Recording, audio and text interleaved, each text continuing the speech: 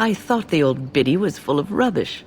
I was 15, maybe 16, and I knew everything. So I left, but I always found my way back to that chapel. And as the years passed, I began to see the truth of her words. We were supposed to be polar opposites, mage and priest. But we weren't. There was much about us that was the same. The revered mother had lived in the chantry all her life, as I had been in the tower for all of mine. She taught me that you can find your family in the people around you, that you can love your work and find fulfillment in duty. And there is joy even in self-sacrifice. If you put others before yourself, then their well-being is yours, and their happiness is your happiness. It isn't healthy to throw yourself at a pack of darkspawn either in order to save the world, so I'd say you're in no position to judge. You can scream and cry and be angry about life as a Grey Warden, or you can accept it and allow yourself to see the good in it. This is your choice. What's on your mind? It is no trouble.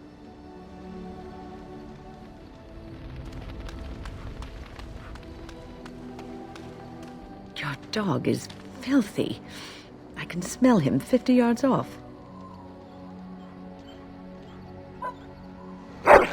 That may be so, but all the same, I would like your permission to bathe him. Excellent. I will get my soaps, and the dog shall have his bath after supper.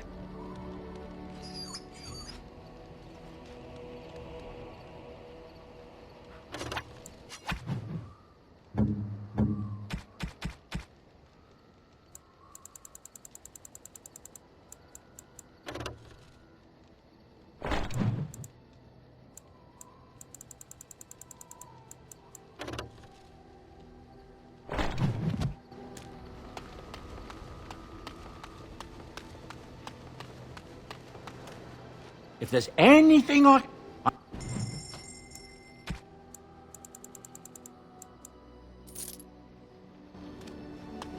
It speaks. It doesn't have better things to do. Oh yes, that I remember quite well. My former master, the Mage Wilhelm, he brought me. As I recall, he had acquired some position with whatever lord ruled the land. I, being little more than a glorified possession at the time, was brought along. Oh, how he enjoyed impressing the villagers with me. Gollum snarl at that villager there, be fearsome. And of course, I would have to do it. I'd have happily stomped them all into paste, and then ripped down their little houses and stomped on them too. In fact, after 30 years of watching them, I'd do it twice. What I didn't like was being ordered to do it. Dangled in front of those frightened morons like some scary thing. Once I was a statue, it took those villagers years before they'd even approach me. The first one to actually work up the nerve to touch me urinated himself. Ugh. That is where Wilhelm kept me. He wanted me out in the open where I could be frightening like a scarecrow. I was supposed to watch for thieves. Pah! Plus, his wife didn't want me indoors. She said there wasn't room for me. Hag. I was once larger, 10 feet tall. Then the loathsome hag complained that I couldn't fit through the doors. So the mage had me shrunk down. Can it believe it? And she still wanted me out. With a chisel and a lot of nerve. He did love using that control rod.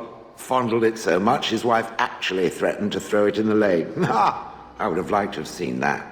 Which reminds me, where did it find the rod? Did it pay a great deal for it? Hag. I traveled with the mage. He did a lot of traveling, I remember that. But where we went, It is rather fuzzy. I remember great battles, fighting many humans long ago. They were all very soft and squishy. And before that, No, there are only images. I was somewhere dark. I have no idea. Wilhelm used to brag that the dwarves stopped making golems centuries ago.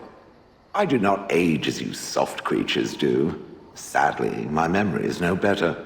Plus, I get bored and stop paying attention. Good. I was just about done talking about it. It does like to have a good chat now and again, doesn't it?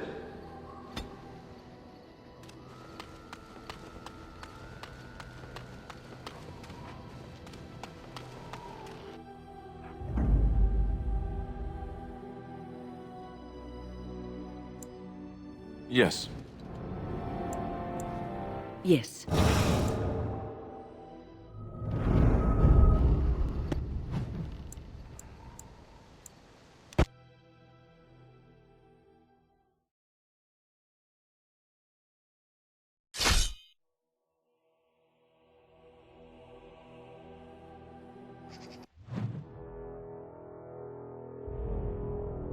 I bring word, sire.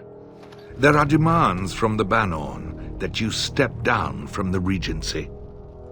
They are said to be gathering their forces, as are your allies. It appears it will be civil war after all, despite the Darkspawn. Pity. I also have an interesting report. There seem to be Grey Wardens who survived Ostagar. How, I don't know. But they will act against you. I have arranged for a solution, with your leave. The Antivan Crows send their regards. An assassin? Against Grey Wardens, we will need the very best, sire. And the most expensive. Just get it done.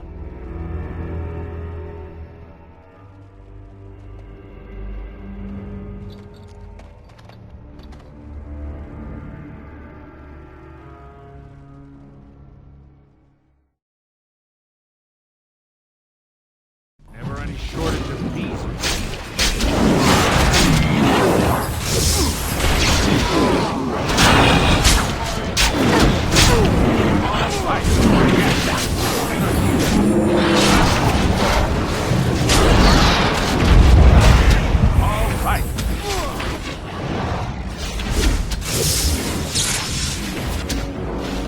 I'm off. Ha! What?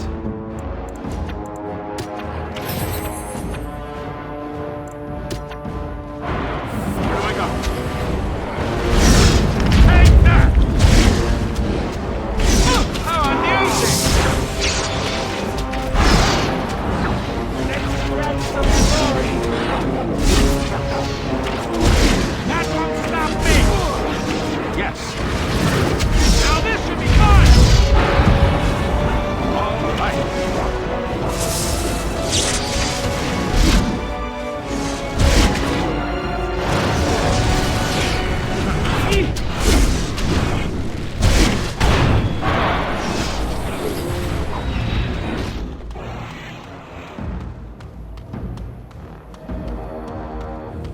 I'm off. All right. Going.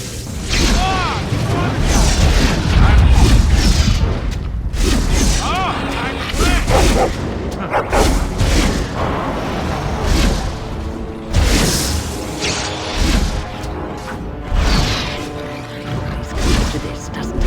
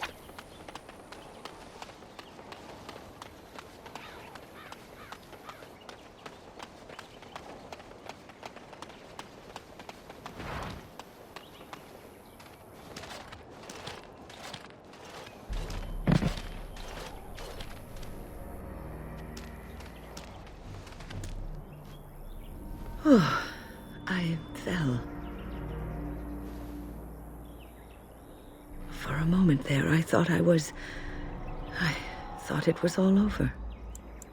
Everything. I will explain everything when we are back at camp. Now is not the time.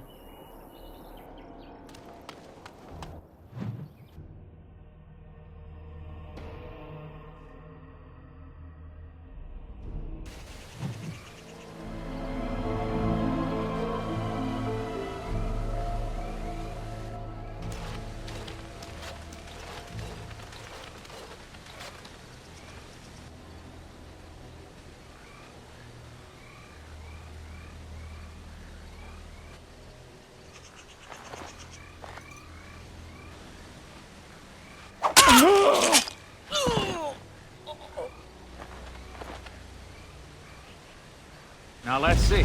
Which one first? All right.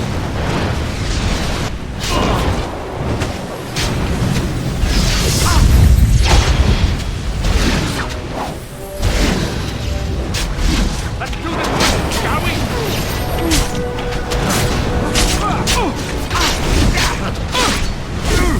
All right. Yes! Die! Test! Going. I'm another point for me. All right. Oh, time to play.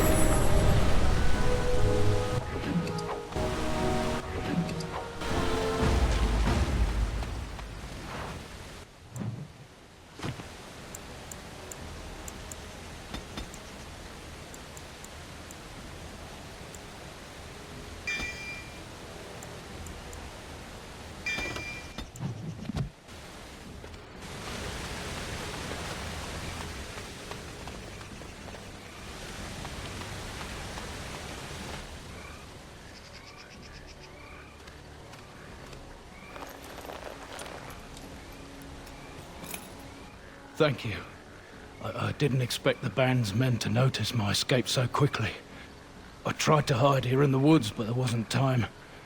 And now I'm a dead man. You were there in Ostagar. You know how things went. For me, it was either this, or die in some dark spawn's belly, or be hung as a deserter.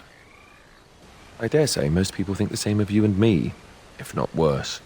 I fled the battlefield when Loghain betrayed us. I abandoned my men, and they died. And Cailan with them. He was my king, my friend, maker. All that time in Ban Loren's prison. And I couldn't stop thinking about all they suffered that one dark night at Ostagar. I know, even had Loghain's men not turned their backs on us, the Darkspawn were too many. Even Cailan, for all his bravado, knew there would be no victory at Ostagar. The king entrusted me with the key to the royal arms chest. If anything were to happen to him, he said, it was vital I deliver it to the wardens. The royal arms chest. It's where Cailan kept his father's sword, the one he always said he'd slay the archdemon with. More than that, there was a secret compartment where he kept documents concerning his dealings with Empress Selene and the Orlesians. The Maker has a sense of humor, doesn't he? I suppose it's for the best, however. Had I kept it, it would be in Ban Loren's hands by now. But you said Cailan entrusted it to you. I was afraid. I thought I would lose it on the battlefield, so I stashed it in the camp. Please, it's probably still there. I hope not. Would they know how to work the lock, even if they did? The Darkspawn are more cunning than we give them credit for. But the king trusted that lock with his secrets. I'd guess that the contents of that chest are still intact. The key's behind a loose stone at the base of a statue. I'll draw a map for you, so you'll know where to search. You'll be taking me along, won't you? Call me sentimental, but I left behind some dark spawn that really deserve a sword through the middle. The events at Ostagar still haunt my thoughts, Warden. If that is where we are headed, I would like to accompany you. It is vital that the king's documents do not fall into the wrong hands. As for Marik's sword, it is too powerful to be pawed at by those monsters. Same for the king's other arms and armor. And And if you happen to find Caelan's body, see it off. He was our king. He shouldn't be left to rot amidst the Darkspawn's filth.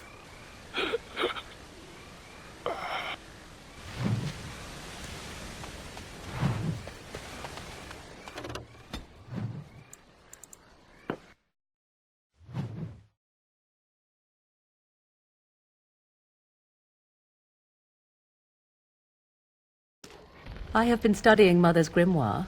Do you wish to hear what I have found? 'Tis not what I expected. I had hoped for a collection of her spells, a map of the power that she commands. But this is not it. Disturbed? Yes, perhaps that is the right word. One thing in particular within her writings disturbs me. Here, in great detail, Flemeth explains the means by which she has survived for centuries. Oh, if only 'twere so. Flemeth has raised many daughters over her long lifetime. There are stories of these many witches of the wilds throughout chastened legend, yet I have never seen a one, and always wondered why not. And now I know. They are all Flemeth. When her body becomes old and wizened, she raises a daughter, and when the time is right, she takes her daughter's body for her own.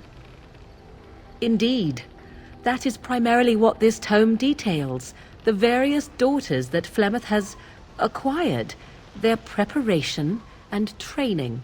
I recognize all of it. I am to be her next host. This is my purpose.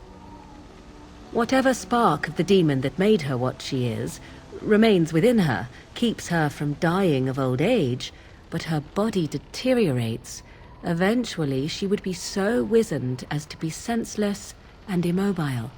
So, she must seek a new body, a fresh body, and start the cycle anew. I am uncertain. According to her writings, certain hosts are better than others. The more a host is prepared, the quicker the transition will be. I am sorry. This simply takes me by surprise. I would have thought I would have had some inkling, some notion. Flemeth is capable of many things. I was a fool not to suspect her capable of using me for her own self-preservation. Once, Flemeth was a mage. This was before the time of the Circle of Magi, but she wielded magical power of the same sort that all the ancient shamans did. 'Twas no different. She summoned a demon and made it part of her, and became an abomination, one that has thrived. Whether Flemeth has always been the demon, or mastered it, or they are one, I truly do not know. No matter what she is, her body still ages and will not sustain her forever, so she must find new bodies. I am to be the next new body in a very long line. I do not know. Perhaps 'tis as she said, the Darkspawn threaten her as much as they threaten anyone else, or perhaps she believes that this journey will make me more powerful. According to the tome, if the host is already powerful and trained in magic, it takes far less time for Flemeth to settle in. Not by any natural means. Perhaps I should take this as a vote of confidence from her on my capabilities. Or perhaps she simply wished me gone from the Kolkari wilds so she could prepare her ritual in peace. A disturbing thought. There is only one possible response to this. Flemeth needs to die. I will not sit about like an empty sack waiting to be filled. Flemeth must be slain, and I need your help to do it. And what would that do? At best, I would receive pointless reassurances. At worst, Flemeth would imprison me once she became aware I know what I do. I know my mother well enough to be confident she would show no mercy when it came to her own survival. I must do the same.